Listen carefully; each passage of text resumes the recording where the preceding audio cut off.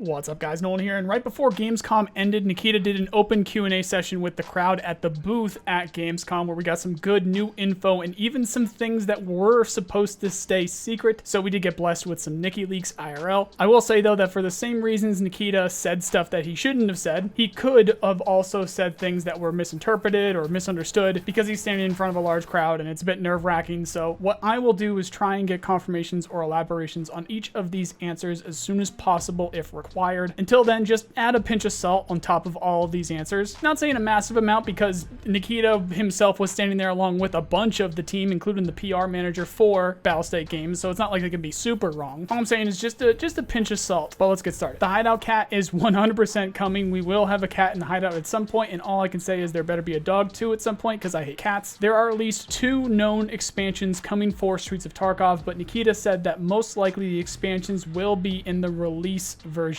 of the game, and that's possibly removed from the December patch for performance reasons. As I'm sure many of you are aware, it's tough to run Streets, and BSG want to be more confident with the new tech coming in December before they add even more to it. Not sure if that means both the mentioned expansions are now delayed until full release or just the second of the 2, because one was mentioned on the roadmap. While on that subject, we don't have a time frame for full release, but tinfoil hat on and thinking about how often they talk about it now, I wouldn't be surprised if they are looking at the end of next year, maybe the year after. That's massive speculation though. That's not from BSG. They haven't said anything concrete about it. That's just me speculating after hearing them talk about this game for years and how often they're talking about release and just really how the game is starting to shape. Again, I wouldn't be surprised if it's the end of next year or sometime soon after that. A new location showed up on the roadmap where Nikita talked about that. He said hopefully for the New Year's patch, and we'll discuss that in a minute. I think it's going to be Terminal. Possibly one more expansion of an old location is also planned for this year, which also makes me think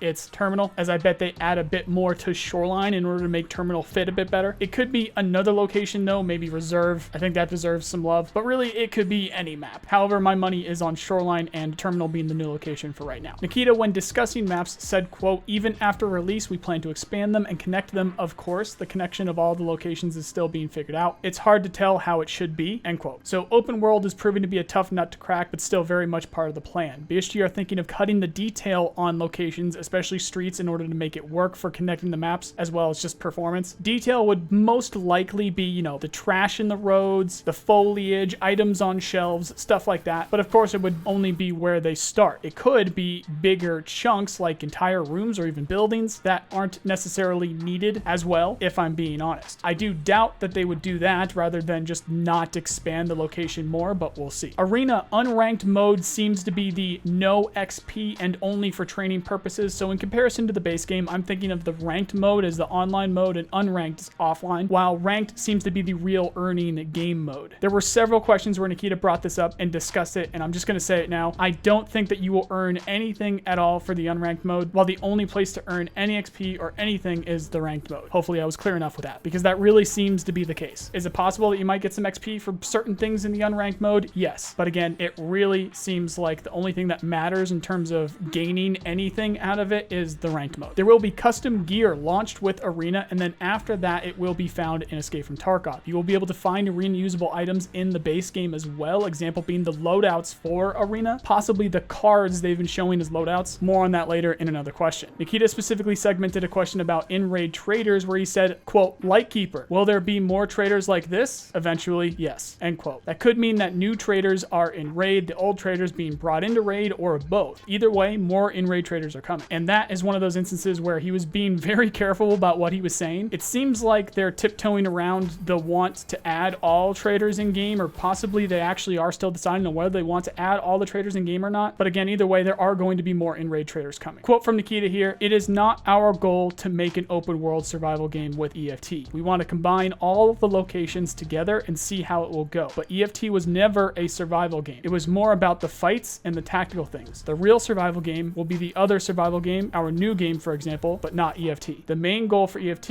is to have the consistent gameplay and the main story quests that we will add later, which you will need to actually escape from Tarkov. So this is the main goal for EFT, not the survival open world something, end quote. That's a lot, and I'm going to show you the exact clip so that you can get it directly from him as well, which I'll show right now. Like, we don't plan, like, it's not our main goal to create open world survival game with EFT. We want to create like we want to combine locations all together and see how it will go. But the EFT was never a survival game, so it was more about like the fights, the tactical stuff, and everything. So yeah.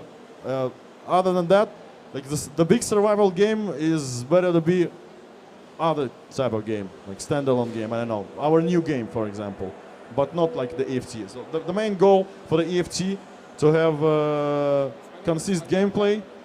And the main quest that we will add later, storyline quest, which will actually, you will need to escape from Tarkov. So this is the main goal for the EFT, not like the survival open world something.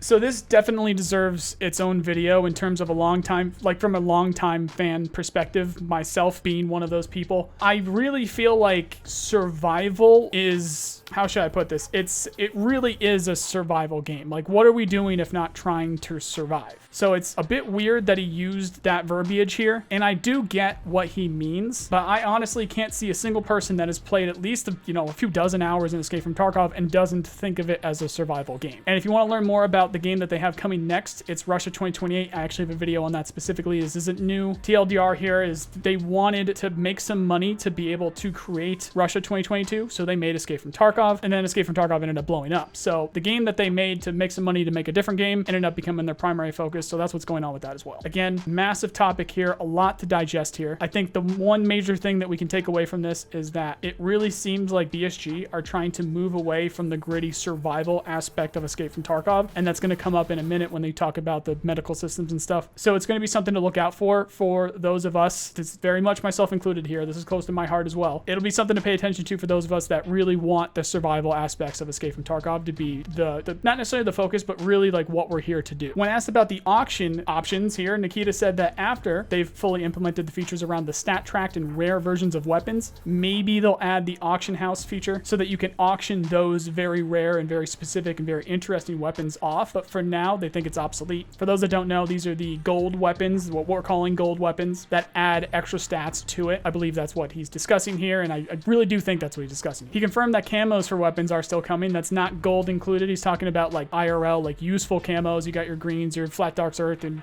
maybe a little bit of extra stuff here and there. Woodland camo. You guys know what I'm talking about. No crazy pinks or reds or Fortnite stuff here. When discussing the medical system, Nikita confirmed overdosing, tolerance to pain meds, and addiction will still be a thing. They decided to, quote, keep it simple. Again, I'm not sure what that means about the unconscious state. I really wish somebody asked about that in that moment. As of right now, I very much see the unconscious state as on the chopping block. My interview with Nikita was specifically about Arena, but damn, if I get another one where I can talk about the base game, that one's going to be a big one. The Hideout companion app is still work in progress for getting insurance and crafting. There's a high chance that it will be released before release. So verbiage and the way that they explain that, or the way that they said that, where the high chance it will be released before release, is part of the reason why I think release is in the next couple years. Because otherwise, why would he know that? How would he know that? Now, for the armor plate system, Nikita confirmed you will be able to change the types of plates in the rigs. You will be able to, for example, use a level 2 plate in the back and a level 6 plate in the front, as long as that plate is compatible with the vest. And that is still planned for the December patch. Or maybe I should call it the December wipe, because that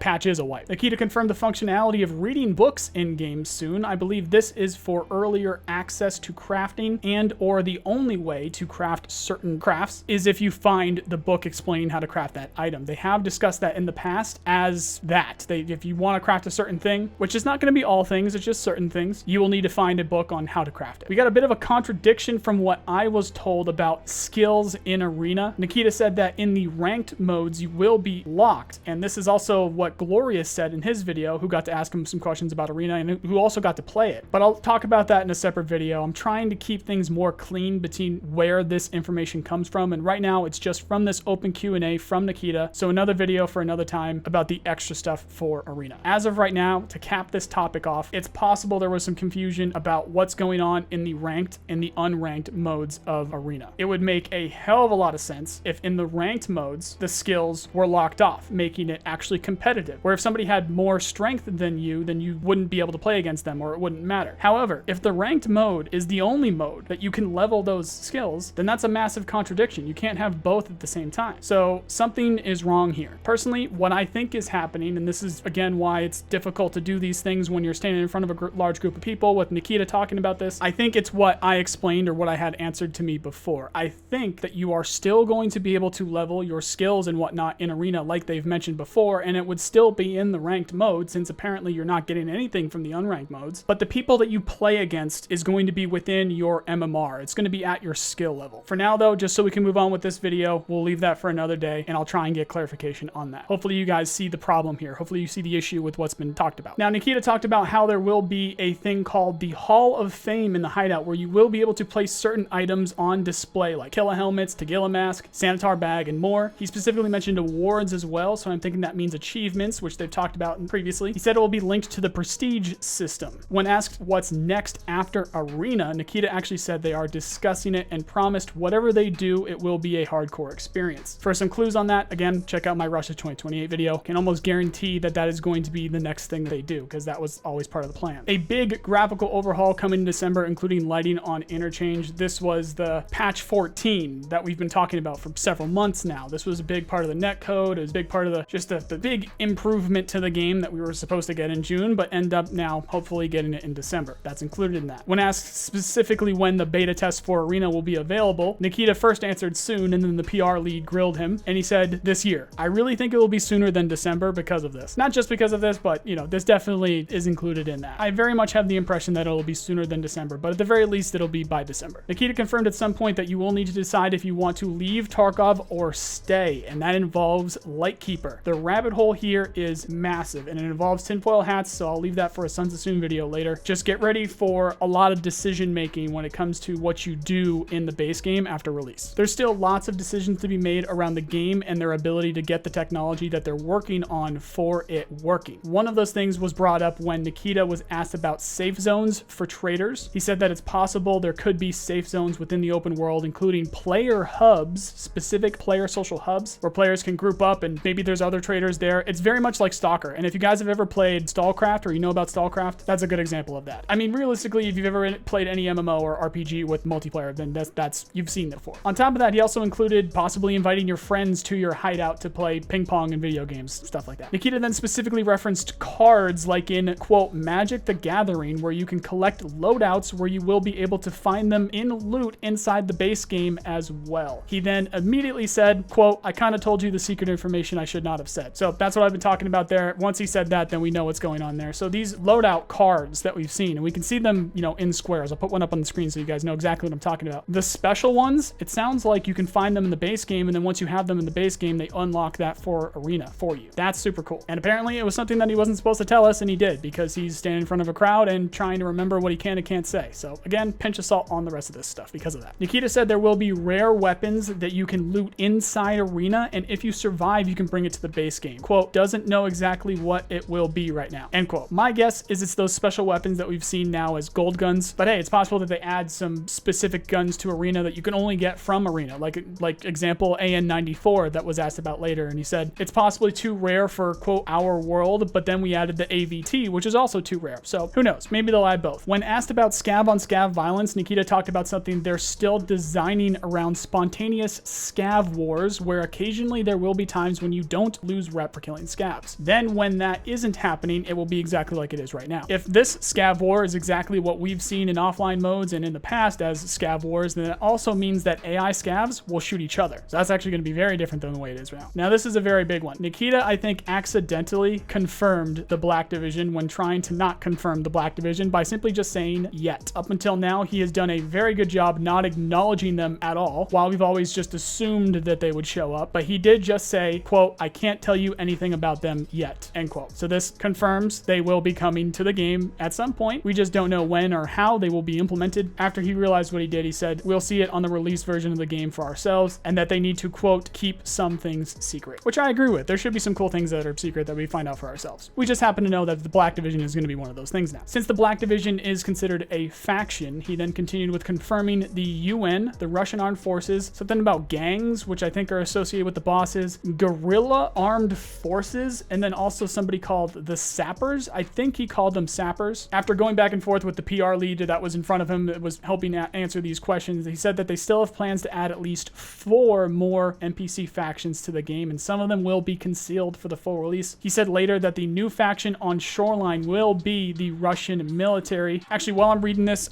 in my notes here, I say it's in the port area, but I'm just assuming it's in the port area. I don't actually recall if he specifically said it was the port area. However, if you guys have seen the Raid series, it's the Russian regular military. It's that port area. It's terminal. It's right next to Shoreline. That's the truth. If the Russian regulars are going to be on Shoreline, they're going to be manning those walls and those guns at the terminal right next to Shoreline. That's just going to be what it is. He then confirmed that they will be friends with bears. They will shoot USEC on sight while treat bears the same way that rogues treat USECs on Lighthouse. This makes me really believe the new location is terminal, and that we will be able to explore that area. Going back to what we mentioned before about the new map and the expansion to another map. Nikita said that there will be more female characters coming to the game. He doesn't think there will be a boss, but there will be at least more female characters. Later, he said there are no plans to make them PMCs, aka actually playable. So in terms of the age-old, can we play a female in the game? No, there's no plans, but there are female characters coming. Nikita confirmed that there will be tasks for the base game traders to complete something within Arena. Later, he said that those without Arena will not have these quests, so there's some incentive there to get Arena, but not a requirement. Nikita said that they are thinking about adding a Western type of boss. I don't know if he thinks differently of the goons or what, but it sounds like they're looking to add another Western, maybe British accent, but at least again, Western boss within the game. Nikita talked about wipes and their place in the future of the game. He said wipes are a good idea. That's the actual quote. He said wipes are a good idea, and they are thinking about how to use them still, whether they be seasons or what, but they are moving forward with the profile that will not be wiped. So right now, the future of the game is no wipes and the prestige system where you will be rewarded for restarting in the no wipe universe. The wipe, aka seasonal version of the game, is still being worked out, and they think it's a good thing and want it to be in the game. But if we're talking like hard facts, as it is right now, our future is no wipe, and they're trying to figure out how to include wipes into it. Nikita confirmed again there will never be matchmaking in Escape from Tarkov, the base game, but in Arena there will be skill-based matchmaking in MMR. He then confirmed again that there will be a location that is only accessible if you are under the level of 15 and possibly 20. I think he misspoke there. I really hope it's sticking to 15 for the obvious reason of, you know,